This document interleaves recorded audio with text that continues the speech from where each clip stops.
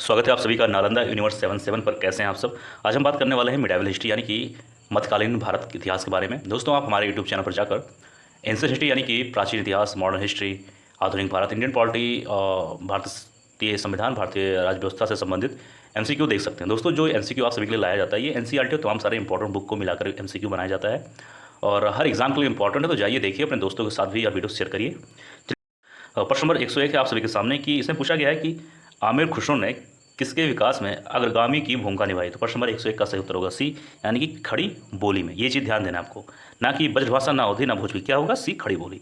102 है कि तैमूर लंग ने किसके शासनकाल में भारत पर आक्रमण किया। तो प्रश्न नंबर 102 का सही उत्तर होगा डी यानी कि नसरुद्दीन महमूद तुगलक। ये चीज़ ध्यान देना है। प्रश्न नंबर 103 है कि सल्तनत काल की दो प्रमुख मुद्राओं का पता निम्नलिखित कोड से करें। दाम है, जीतल है, रुपया है और टंका। तो क्या पूछा गया है कि सल्तनत काल की दो प्रमुख मुद्राएं, सल्तनत काल के समय दो कौन सी ऐसी मुद्रा थी जो काफ़ी ज़्यादा प्रचलित में थी, मतलब कह सकते हो यूज़ में थी। तो 103 का सही उत्तर होगा डी यानी कि दो चाल, यानी कि जीतल और चौथा क्या है? टंका। पहला गलत और तीसरा गलत। ठीक है। प्रश्न नंबर 104 पे आ जाइए। इसमें कहा जा रहा है कि भारत में पोलो खेल का प्रचलन किया। तो पोलो खेल का किसने प्रचलन किया? उत्तर सही होगा सी, यानी कि तुर्की ने। 105 है कि किसने एक तरफ संस्कृत मुद्रा लेख के साथ चांदी के सिक्के निर्गत किए। तो 105 का सही उत्तर होगा बी यानी कि महमूद गजनवी। प्रश्न नंबर 106 है कि अलाउद्दीन खिलजी के निम्न सेनाध्यक्षों में से कौन सा तुगलक वंश का प्रथम सुल्तान बना। 106 का सही उत्तर होगा ए, यानी कि गाजी मलिक। अब आ जाइए अगले प्रश्न में 107। इसमें कहा जा रहा है 107 में कि जवाबिद कौन थे। जवाबिद कौन थे? 107 का सही उत्तर होगा बी, यानी कि राज कानून। ठीक है। ठीक है, जो राज कानून से संबंधित जो चीज़ें होती थी उसे कहा जाता था जवाबिद। ठीक है। अब आ जाइए प्रश्न नंबर 108। एक मिनट। प्रश्न नंबर 108 कहाँ गया? ये है। इसमें पूछा जा रहा है कि निम्न में से किस राजवंश के अंतर्गत विजारत का चरमोत्कर्ष हुआ। ठीक है, ये चीज़ ध्यान देना है, विजारत का चरमोत्कर्ष। तो 108 का सही उत्तर होगा सी, यानी कि तुगलक राजवंश।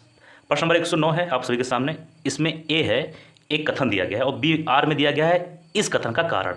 तो ए आपको एक बार पढ़ना है और आर भी पढ़ना है, फिर बताना है कि क्या ए का कारण आर है या नहीं। ए में है कि अलाउद्दीन के दक्षिणी अभियान धन प्राप्ति के अभियान थे। आर में वह दक्षिणी राज्यों को कब्जे में करना चाहता था। अब 109 का उत्तर जानते हैं। उत्तर होगा सी, यानी कि ए सही है किंतु आर गलत। यानी कि अगर बात करें ए के बारे में, तो अलाउद्दीन के दक्षिणी अभियान धन प्राप्ति के अभियान थे, ये बात सत्य है, लेकिन इसका ये कारण नहीं है, यानी कि वह दक्षिणी राज्यों को कब्जे में करना चाहता था, यह बात गलत है। ठीक है, ये चीज़ आपको ध्यान देना है। प्रश्न नंबर आ जाइए 110 पर। यहाँ पर आप सभी के सामने दो सूची दिया गया है। एक सूची एक है, मतलब एक सूची नंबर 1 है, इसमें दिया गया है कुछ लेखक के नाम। ठीक है, और सूची नंबर 2 में दिया गया है कुछ पुस्तक के नाम। यहाँ पे लेखक है, यहाँ पुस्तक। तो बताना है कि कौन से लेखक कौन से पुस्तक से संबंध है। 110 का उत्तर होगा ए यानी कि ए का 4, बी का 3, सी का 2, डी का है। यानी कि अगर हम बात करें ए, यानी कि एक मिनट चाहिए, ए यानी कि जियाउद्दीन अबरनी जो थे, एक लेखक थे, उनका संबंध होगा 4 यानी कि ये। ठीक है, तारीख ए फिरोज शाही पुस्तक इन्होंने लिखी।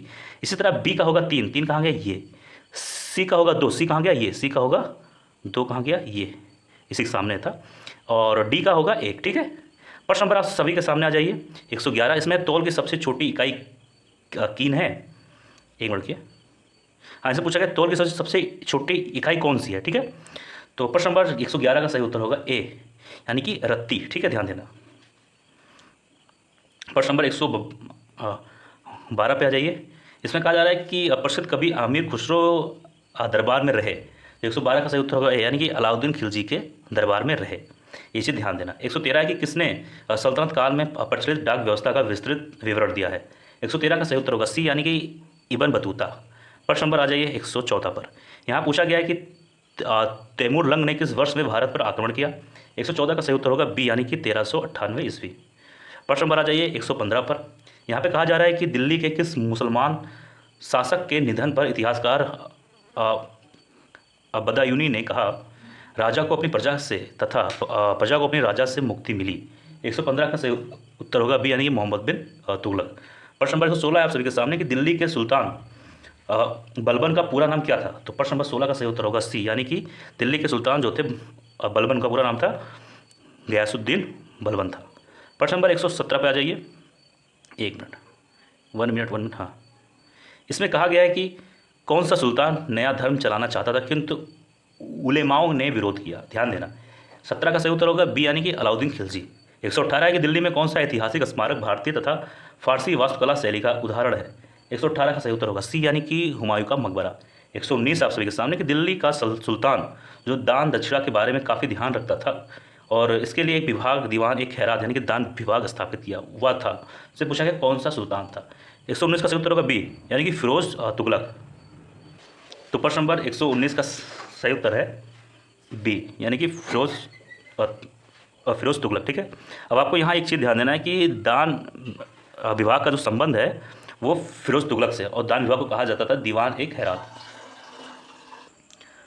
अब बात करें प्रश्न नंबर 120 के बारे में। इसमें कहा गया है कि निम्न में से किस संगीत वाद्य को हिंदू मुस्लिम गान वाद्यों का सबसे श्रेष्ठ मिश्रण माना गया है। तो 120 का सही उत्तर होगा ऑप्शन नंबर डी यानी कि सितार। अब देखिए, इससे संबंधित हम बात कर चुके हैं पिछली वीडियो में कि सितार जो है इसका आविष्कार किसने किया और ये किस किस वाद्य यंत्र का मिश्रण है, ये हम लोग बात कर चुके हैं। तो आप लोग अगर हमारी पुरानी वीडियो देखेंगे, मतलब इसके पहले की वीडियोस, तो आपको समझ में आ जाएगा। बात करें प्रश्न नंबर 121 के बारे में। इसमें कहा गया है ई फारसी काव्य शैली सबक हिंदी अथवा हिंदुस्तानी शैली के जन्मदाता कौन है। तो प्रश्न नंबर 121 का सही उत्तर होगा ऑप्शन नंबर डी यानी कि आमिर खुसरो। प्रश्न नंबर 122 है कि अनुकूल परिस्थितियों मौजूद होने के बावजूद गुलाम वंश के शासक भारत में अपने साम्राज्य का विस्तार नहीं कर पाए, इसका मुख्य कारण क्या था। अब देखिए, प्रश्न नंबर 122 से बेहद इंपॉर्टेंट है, इसको ध्यान से खुद भी आप लोग एक बार जरूर पढ़िए। इसमें क्या पूछा गया है कि अनुकूल परिस्थितियां होने के बावजूद, यानी कि सब कुछ सही था, इसके बावजूद गुलाम वंश के शासक भारत में अपना साम्राज्य का विस्तार नहीं कर पाए, इसका कारण क्या है। अब आपको एक चीज़ जानने की जरूरत है कि ये गुलाम वंश जो है इसके कह सकते हो कि संस्थापक कौन है और गुलाम वंश का पहला शासक कौन है। इससे संबंधित अगर आपको जानना है तो हमारी पिछली वीडियो में आप जाइए, वहाँ से आप सभी को सब कुछ मिल जाएगा। अब आइए उत्तर जानते हैं। 122 का सही उत्तर होगा बी यानी कि मंगोल आक्रमण का भय था। अब बात करें प्रश्न नंबर 123 के बारे में। इसमें कि निम्नलिखित में से किसने सिकंदर शानी यानी कि द्वितीय सिकंदर की उपाधि धारण की। 123 का सही उत्तर होगा सी यानी कि अलाउद्दीन खिलजी। अब आइए बात करेंगे प्रश्न नंबर 124 के बारे में। इसमें है कि सिक्कों पर खलीफा का नायो खुदवाने वाला भारत का प्रथम सुल्तान कौन था। तो 124 का सही उत्तर होगा ऑप्शन नंबर सी यानी कि फिरोज शाह तुगलक। प्रश्न नंबर 125 है कि सैयद उस सलातीन की उपाधि किसने धारण की। तो 125 का सही उत्तर होगा डी यानी कि फिरोज शाह तुगलक।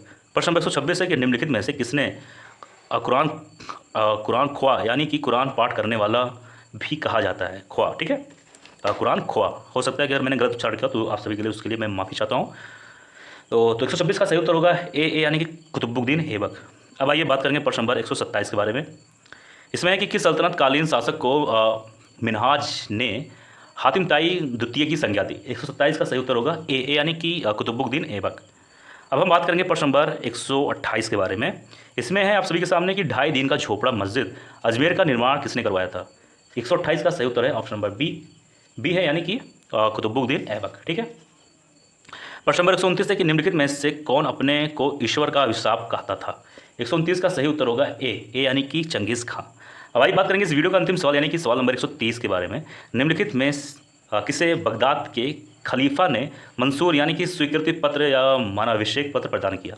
130 का सही उत्तर होगा बी यानी कि इल्तुतमिश। दोस्तों, यह था आज का वीडियो। मुझे उम्मीद है आप सभी को यह वीडियो पसंद आया होगा और मिलते किसी और वीडियो में। या वीडियो आप जरूर अपने दोस्तों के साथ शेयर करिएगा, इसको खुद भी देखिएगा रिवीजन के तौर पर बार बार। इससे आपका नॉलेज भी तो भाई साहब इंक्रीज़ भी होगा और आपका याद करने की शक्ति और ज़्यादा बढ़ सकती है। तो मिलते किसी और वीडियो में। आप स्वस्थ रहें, अच्छे रहें। जय हिंद, जय भारत।